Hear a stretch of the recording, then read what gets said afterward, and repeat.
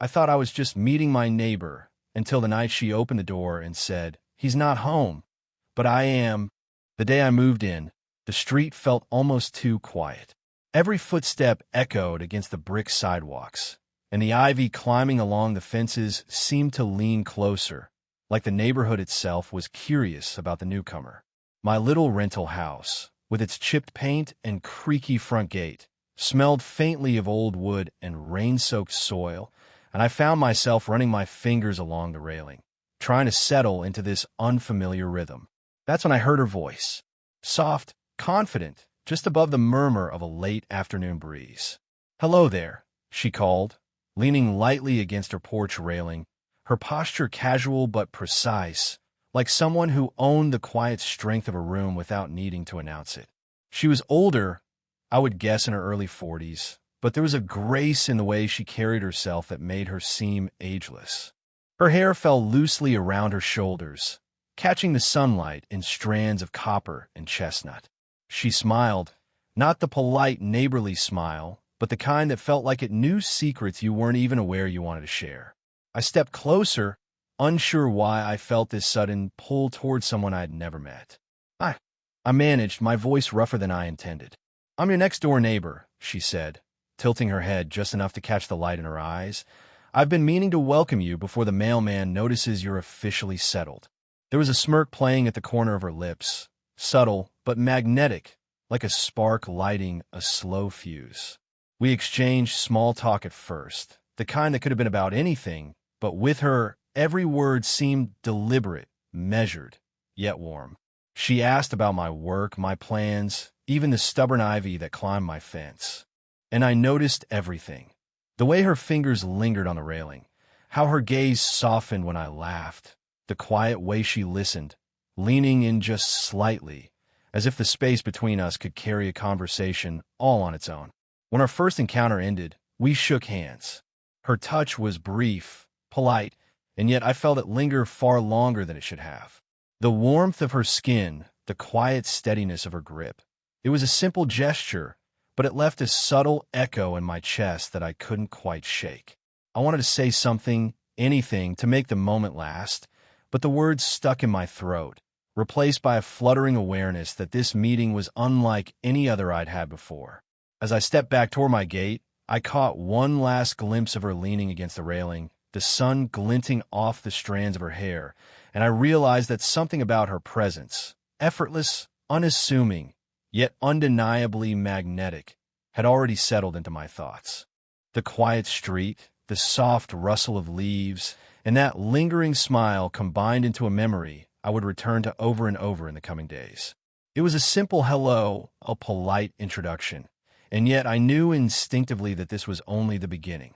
It had been a few days since that first encounter, and I had begun to settle into the quiet rhythm of my new home.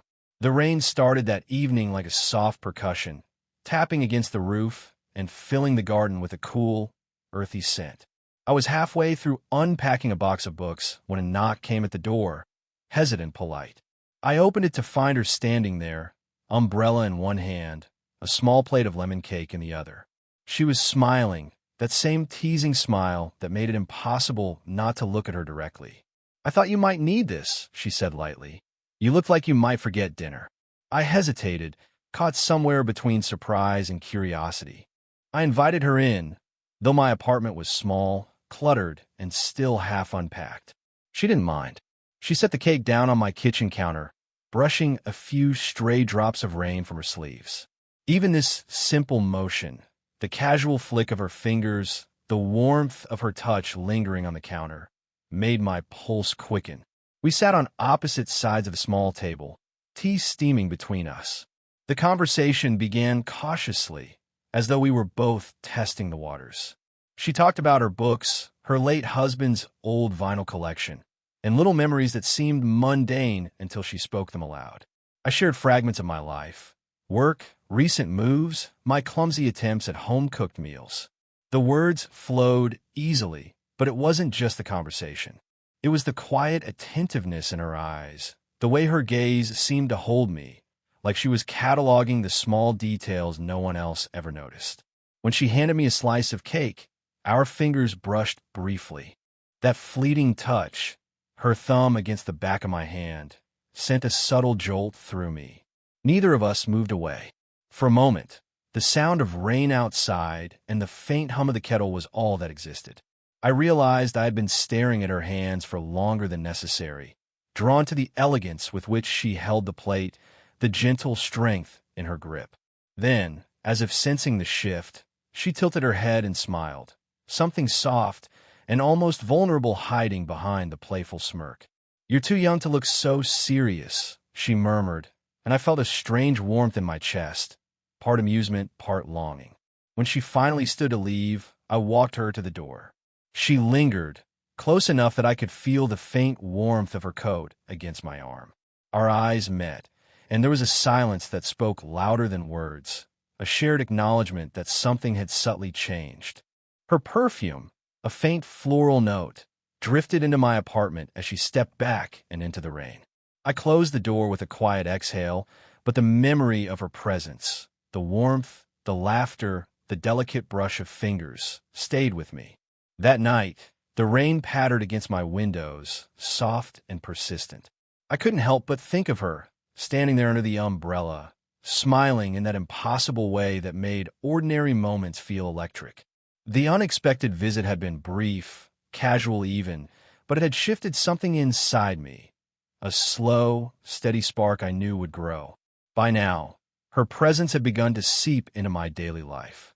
It was never forced, never obvious, but I found myself anticipating the moments when I might catch a glimpse of her across the fence or hear the soft hum of her voice drifting from her porch.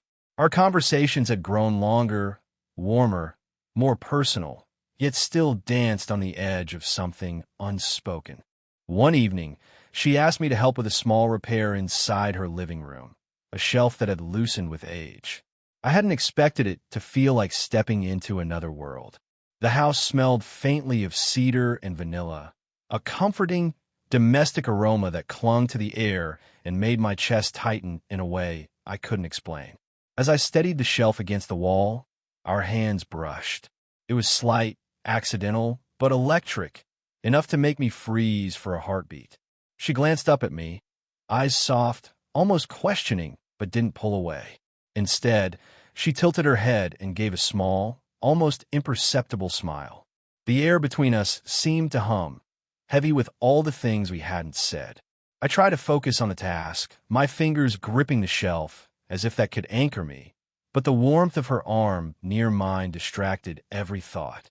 I caught her scent again, something faintly floral, mingled with the comforting warmth of her skin, and it sent a shiver up my spine.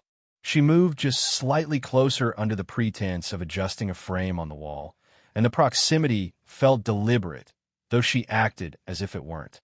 When the shelf was finally secured, she stepped back, giving me space.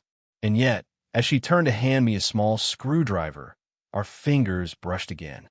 Longer this time, hesitant but lingering, and I felt an almost painful awareness of how much I wanted to stay in that moment.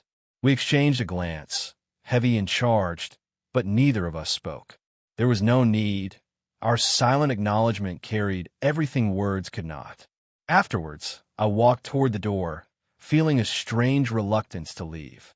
She accompanied me, our steps slow, the soft padding of our shoes on the hardwood filling the quiet house. She stopped just short of the doorway, close enough that I could feel the faint warmth radiating from her, close enough that her breath mingled with mine when she spoke softly, almost to herself. "You're different." It was nothing, and yet it was everything.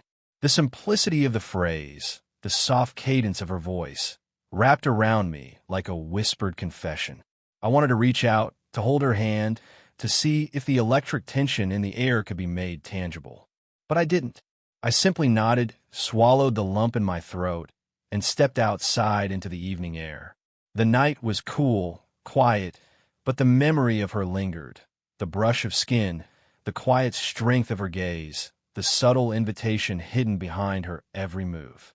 I knew, without a doubt, that this line we were skirting between comfort and desire was becoming a space I could no longer ignore.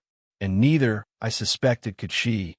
It was one of those evenings where the world felt suspended, The kind of warm, late summer night where the air is thick with the scent of freshly cut grass and the faint hum of distant traffic.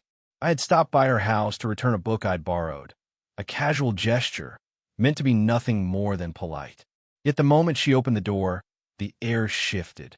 She leaned lightly against the frame, one hip pressed against the door jamb, her hair catching the dim porch light in streaks of gold and copper.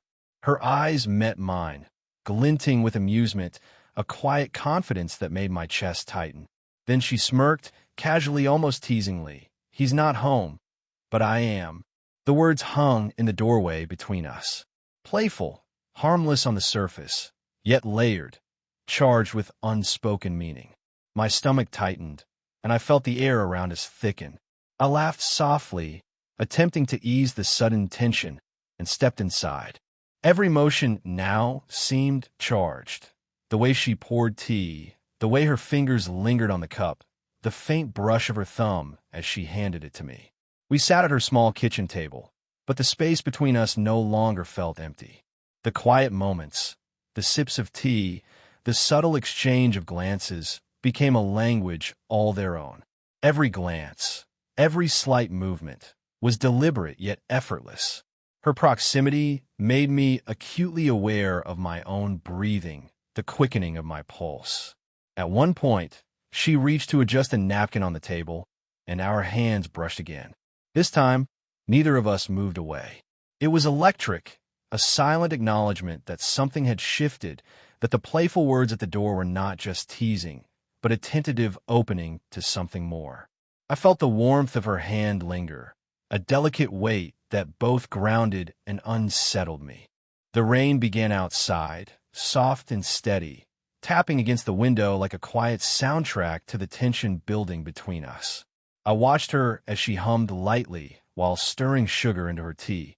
The simple, domestic motion somehow intimate in this charged moment. I realized I could sit there, in her presence, forever, letting the silence speak the words neither of us dared to say aloud. When it was time to leave, we walked to the door together. Our steps were slow, deliberate, each almost brushing against the other. Her eyes held mine longer than necessary, a quiet question embedded in their depth. "Thank you," I said, voice low, almost reverent, unsure if I meant for the book, the tea, or the subtle pull she had over me. She smiled softly, a little more tender now, and nodded. The air seemed to hum with the unspoken acknowledgement that the boundary between us, the line we had been carefully navigating, had shifted. Outside, the rain continued, yet I barely noticed it.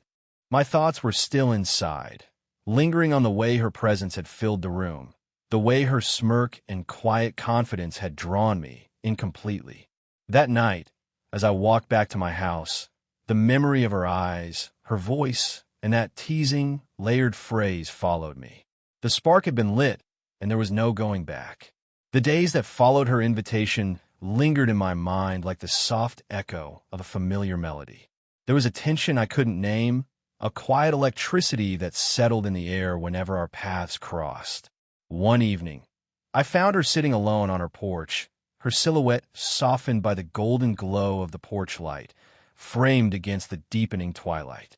She was staring at the sky, lost in some private thought, her fingers tracing invisible patterns on the armrest of her chair. I hesitated before speaking, not wanting to break the delicate spell of her quiet contemplation. She sensed me anyway. Her eyes lifted to meet mine, catching the last light of the evening, warm and steady. In that gaze, I saw something raw and unguarded, a fleeting vulnerability beneath the poised, confident exterior she always wore so effortlessly. "Some nights feel heavier than others," she said softly, almost to herself. I stepped closer, and she didn't flinch. "I sometimes feel unseen, like the world moves on without noticing." Her voice was quiet, intimate, and it hit me with a force I hadn't expected. I wanted to reassure her, to tell her that she was seen, truly seen, but the words felt clumsy on my tongue.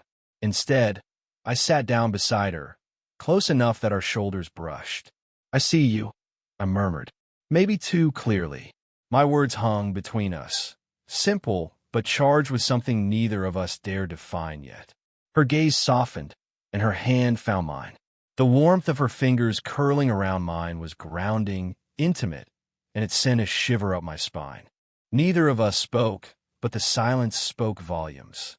Her thumb traced a slow, deliberate line across the back of my hand, and I felt the steady beat of her pulse beneath her skin.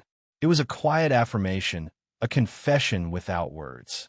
I wanted to linger there forever, in the weight of that simple touch, but I also felt the fragility of the moment, the unspoken awareness that crossing this line would change everything. And yet, neither of us pulled away. Her presence was a tether, an anchor, something that made the world beyond her porch fade into insignificance. The air was cool, carrying the faint scent of evening blooms and distant rain. The cicadas hummed softly, a gentle soundtrack to the unspoken dialogue between us. I felt the brush of her sleeve against my arm, the warmth radiating from her hand, the subtle shift of her body leaning slightly toward mine. Every detail, every sound, every movement was amplified in that quiet evening, a slow-burning symphony of connection. She began, then paused, letting the unfinished thought hover in the air. I didn't need her to finish it. I felt it all the same, longing, hesitation, the careful dance between desire and restraint. We remained like that for a long while, our hands intertwined, our hearts quietly aligned in that small space. No words were needed, no grand gestures. Only the steady presence of each other, the reassurance that we had found someone who could see the truth behind the masks we wore. When I finally stood to leave, I did so reluctantly, carrying with me the warmth of her hand, the memory of her gaze, and the unspoken confession that had passed between us. That night, I realized that this connection, fragile, delicate, and profoundly real, was something I would protect, nurture, and return to over and over as our story quietly unfolded. The days after that quiet confession on the porch felt different. There was a new weight to the air between us, subtle but undeniable. We both pulled back, almost instinctively, as if giving space could prevent what we each secretly feared, that acknowledging the depth of our connection would change everything irreversibly. I found myself overthinking every interaction, wondering if a glance was too long, a smile too knowing, or if I imagined the softness in her voice when she spoke my name. I caught sight of her one afternoon as I returned from errands. She was in her garden, kneeling to tend to her lavender and rosemary, the late afternoon sun casting a warm halo around her hair. The scene was ordinary, domestic, and yet every detail seemed magnified. The tilt of her head as she studied a wilted leaf, the subtle way her shoulders shifted as she stretched to reach a pot, the soft sound of her fingers brushing soil from her hands. It all made my chest tighten with longing. Our eyes met for just a fraction of a second, and in that instant, I felt everything unspoken between us crystallize. Desire, hesitation, curiosity, and fear all coexisting. She looked away quickly, pretending to focus on her plants, but the faint quiver in her posture betrayed her. I knew she had felt it too, the magnetic pull that neither of us could fully resist. I walked past her garden, pretending to be absorbed in the rhythm of my own steps, but every sense was heightened. I could hear the faint rustle of leaves, smell the earthy scent of freshly watered soil, feel the sun warming my back, and sense the quiet tension lingering in the space between us. It was as if the world itself had contracted around that tiny stretch of fence, holding its breath along with us.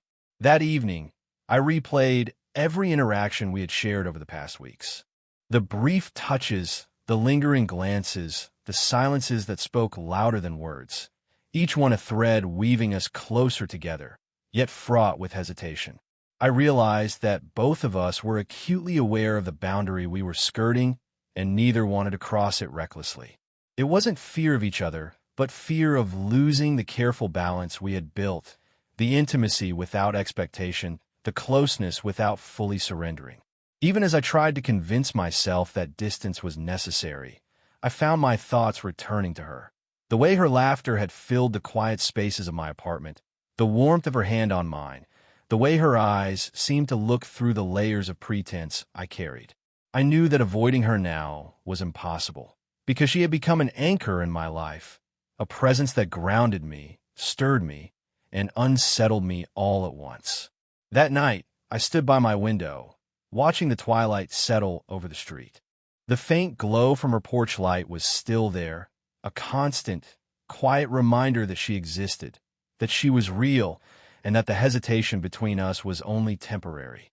Somewhere in that distance, I felt the pull of inevitability, that we would have to confront the unspoken to finally allow the quiet longing to take shape.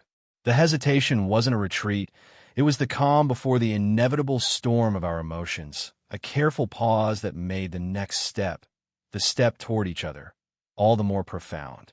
Weeks had passed since the tension of hesitation had settled between us, and the air had grown heavy with unspoken questions and lingering glances.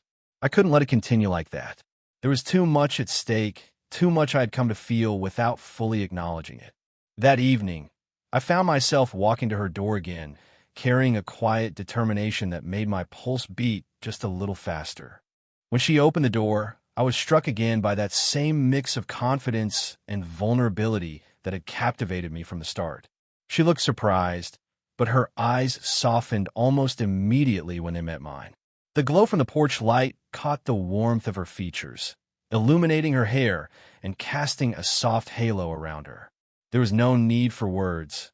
I had already decided that words would be secondary to presence. "You said you were home," I said softly, my voice low but steady. "I just wanted to know if you still are." Her lips curved into the faintest smile, and she stepped forward, closing the space between us.